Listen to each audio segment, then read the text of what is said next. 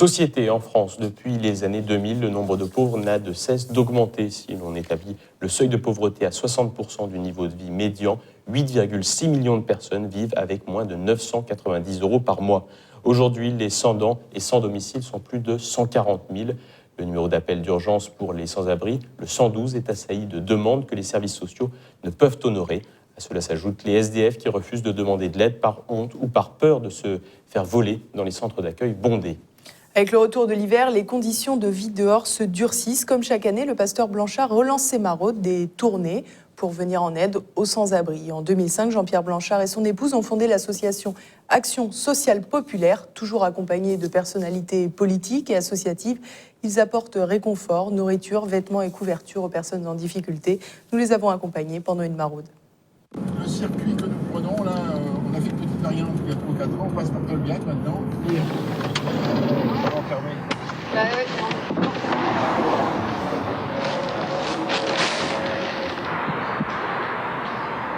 Tu vas bien? Tu dors, on te réveille? Nous sommes rue d'Alésia, on est habitué, là c'est le numéro du 15. Bon, il y a un SDF qui est pas là sur qui s'appelle Daniel, qui est régulièrement là, donc on descend sur Montparnasse. Après, on va descendre sur Invalides et on tourne vers Sèvres-le-Court, où il y a tout le groupe de Polonais qu'on connaît. Puis on remontera vers la porte d'Orléans. Non, c'est pas le premier froid que nous avons.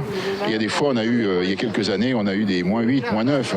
On a fait des maraudes sous la neige. Puis ça commence en octobre, enfin on fait ce qu'on appelle des pré-maraudes. Donc, parce qu'on a un circuit depuis 10 ans et ce circuit, les gens changent aussi donc d'endroit. Il y a une maraude d'ouverture qui a eu lieu le 7 octobre avec Bruno Gollnisch et Bruno Subtil, le président du conseil régional de Champagne-Ardenne. On en a fait 2 autres depuis avec des bénévoles de l'ASP.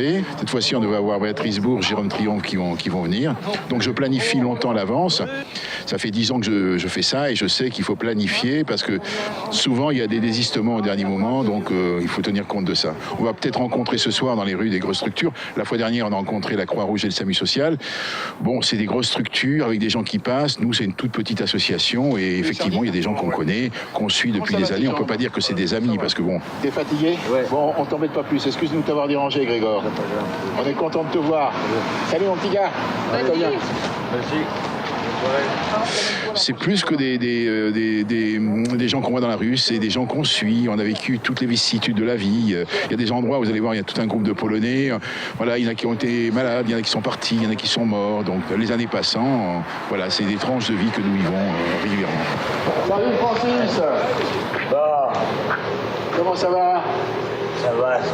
Bon. Alors Francis, ça fait 10 ans qu'on le connaît. Oh, à l'aise. Oui. Ouais, et donc, il y a combien de temps que tu es là, Francis? 18 ans? Ouais, 18 ans. Ouais, 18 ans. Ouais. Il y avait une station essence, là. Et dans le recoin où il y a la porte, il y avait un recoin. Et il avait 2 mètres de barda. Il dormait au milieu du barda, comme ça. C'était mon coin. Ouais. Tu veux du café, hein? Alors... Ah, café, oui. Ah, bouteille. Bouteille. Vous connaissez le pasteur Blanchard depuis combien de temps? Le qui? Moi. Oh des années. Ça vous fait plaisir qu'ils viennent vous voir? Ah ouais. Ah bah. Par rapport à tout ce qu'ils ramènent, oui, c'est sympa. Il ne vient pas tous les jours. Enfin, disons, quand il arrive, c'est une bonne surprise.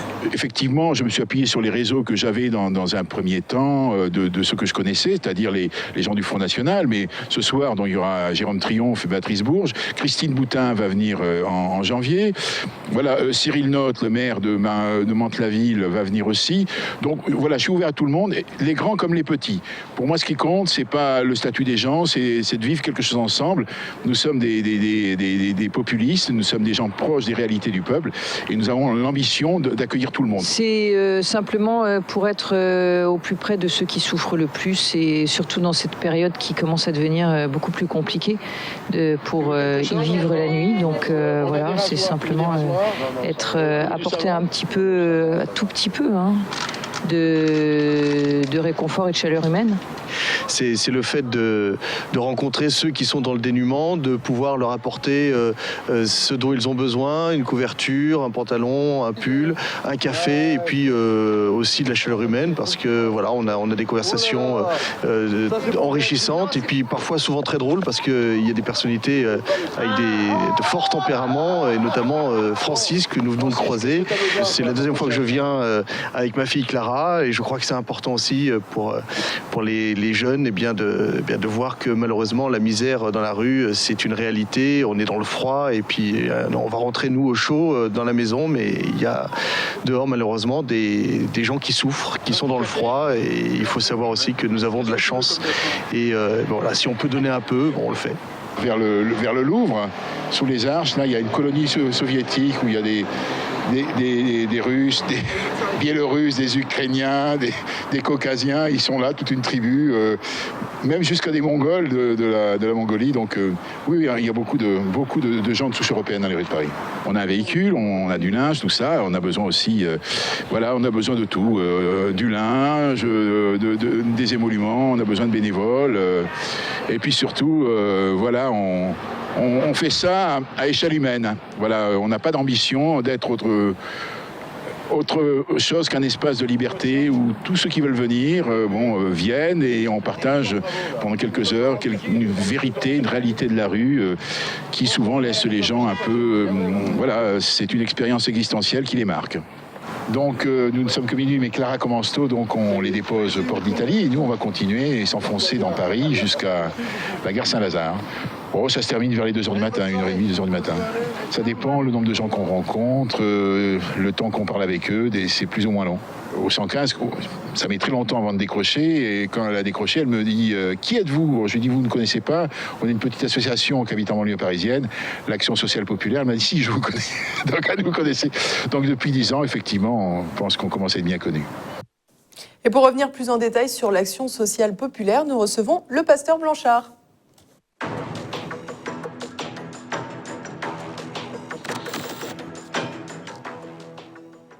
Notre invité du jour est le pasteur Blanchard. Vous êtes pasteur de l'église luthérienne, fondateur de l'ASP, l'Action sociale populaire, créée en 2005. Cela fait 10 ans que vous faites des maraudes à Paris pour l'ASP. Est-ce que vous pouvez nous raconter brièvement votre parcours ? Oui, d'abord, j'ai commencé dans notre famille politique il y a de cela 20 ans. Il y aura 20 ans l'année prochaine, où en 2005, Jean-Marie Le Pen m'avait nommé responsable du social au Front National, et j'ai fait les premières soupes à Saint-Lazare en 1996.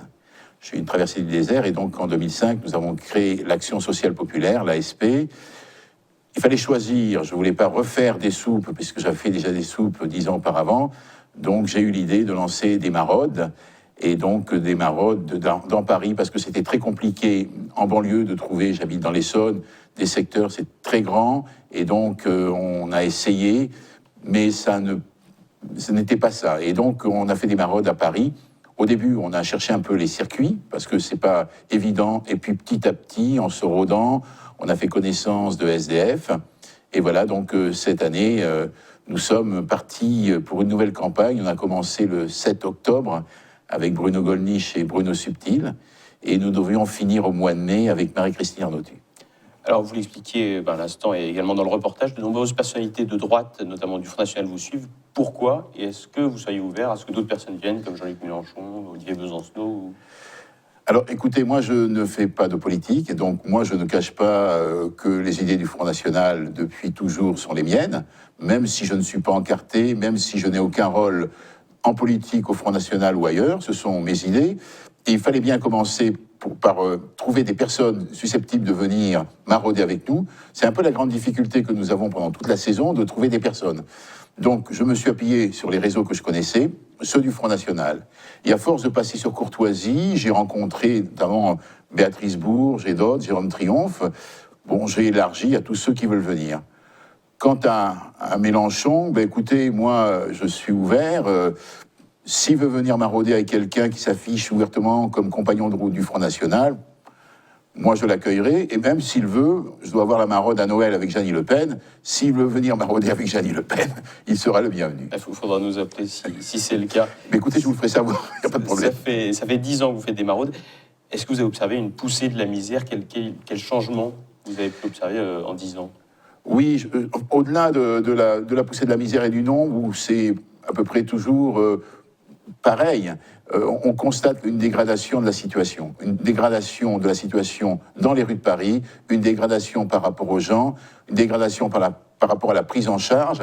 Et nous sommes dans une situation qui rappelle un peu l'état de notre pays. Bon, c'est pas Bombay, c'est pas l'Inde, mais Paris, c'est plus qu'on a connu. Et effectivement, on a l'impression d'un laisser-aller, d'un laisser-faire par rapport à ce type de problème. Alors vous avez une association qui est une petite structure. Pourquoi vous ne vous affiliez pas, vous vous inscrivez pas dans une démarche auprès de la Croix-Rouge, de l'Ordre de Malte ou d'une association d'une plus grosse structure? Eh bien, écoutez, parce que ce qui m'a amené aux idées du Front National, c'est des idées populistes. J'ai écrit un ouvrage qui s'appelle « Aux sources du national-populisme », Maurice Barrès, Georges Sorel. Et donc, ma famille de pensée, c'est le national-populisme. Et le national-populisme, c'est d'abord les petites gens, c'est d'abord ceux qui souffrent. Et c'est ce que j'ai essayé et voulu amener dans notre famille politique, c'est de dire qu'un populiste doit s'occuper d'abord de ceux qui sont dans la difficulté, et d'abord des nôtres dans la difficulté. Et c'est pour cela que je pense que l'utilité que j'amène dans ce travail, c'est de faire comprendre que perdre de vue cette dimension pour notre famille politique, ça me semble être une grave erreur. Et je crois qu'au-delà de ce que nous pouvons les uns et les autres partager par rapport aux choix politiques ou les stratégies mises en place dans la politique, un populiste, c'est d'abord un barrésien. Et Barrès, c'est quoi? Le programme social et national de Nancy de 1898. Notre vérité, elle est là. Et c'est là ce que je veux dire et amener. Et c'est pour ça qu'il n'y a pas de grands et de petits qui viennent au Maroc. La prochaine fois, la semaine prochaine, ce seront des bénévoles que personne ne connaît, enfin, entre guillemets, des petites gens. Nous sommes tous des gens qui sommes amoureux de la France, de ses valeurs, de sa culture, de notre terre et de nos morts, pour parler comme Barrès, et c'est ce que je veux faire passer. Pour avoir plus de monde qui vient, comment vous comptez faire? Est-ce que vous avez à chaque fois suffisamment de personnes pour faire la maraude? Est-ce que vous avez assez de moyens? Oui, alors c'est un peu la difficulté, c'est que comme nous sommes tous bénévoles, mon épouse et moi-même sommes à la retraite, donc on a plus de temps depuis quelques années donc pour consacrer à l'association. Et nous sommes tributaires au niveau de l'équipe et au niveau des maraudes des bénévoles. Et le bénévolat, on vit une période où les choses sont pas si faciles que cela. Parce que, bon, on n'a pas... moi, je suis sorti des rangs de l'extrême gauche. Quand j'avais 18 ans, j'étais en 68, j'avais fait l'école des cadres de la LCR, et puis j'étais passé à la gauche prolétarienne. On avait cette culture militante qui était vraie à l'extrême gauche comme à l'extrême droite. Tout ça s'est perdu, et on s'aperçoit qu'il n'y a plus cet esprit militant, cette fibre d'aller sur le terrain, de continuer à travailler. Souvent, les gens...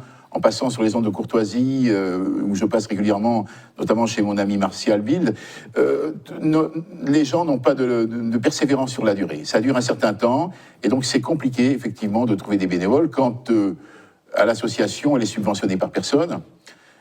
Voilà, et donc nous n'avons comme moyen de publicité, c'est ce que je vous disais quand vous êtes venus, nous avons comme moyen de publicité pour recruter des gens, pour trouver des fonds et pour avoir du linge, que la médiatisation de cette action à travers les médias de notre famille politique. Et donc vous avez également un site internet? Oui, oui. Alors vous allez sur Google, mettez Pasteur Blanchard, le premier lien, et vous tombez sur mon blog. Et bien sûr, ceux qui souhaiteront nous faire des dons, qu'ils sachent que nous délivrons des reçus fiscaux et qui pourront défalquer 66% sur leurs impôts. Pour les dons en nature, les couvertures, les vêtements, comment faire? Eh bien écoutez... j'ai un numéro de téléphone, vous me téléphonez, et puis on se charge. Vous avez vu une petite dame, après l'émission sur Courtoisie, qui nous attendait sur le pavé à Porte d'Italie. Elle m'avait entendu, elle n'a pas de voiture, et donc elle m'a amené le linge. Je lui ai dit, écoutez, voilà, on part à 21h, venez Porte d'Italie. Autrement, on habite à côté de l'aérogare d'Orly. On me téléphone au 06 74 03 18 15, 06 74 03 18 15, on convient d'un rendez-vous pour récupérer le linge, et après, avec mon épouse, on se charge, comme vous l'avez pu le constater, de le trier, de le classer. Au fait, nous avons trouvé des pantalons, parce qu'à un moment donné, on regrettait qu'il n'y ait pas des pantalons. Ils étaient dans les sacs qui étaient dans le véhicule. On n'a pas eu l'idée d'aller les chercher. Bon, enfin, c'était une anecdote par rapport à la fois où vous êtes venus. D'accord, alors, vous dites que vous êtes retraité, et quand est-ce que vous allez prendre votre retraite des maraudes, justement?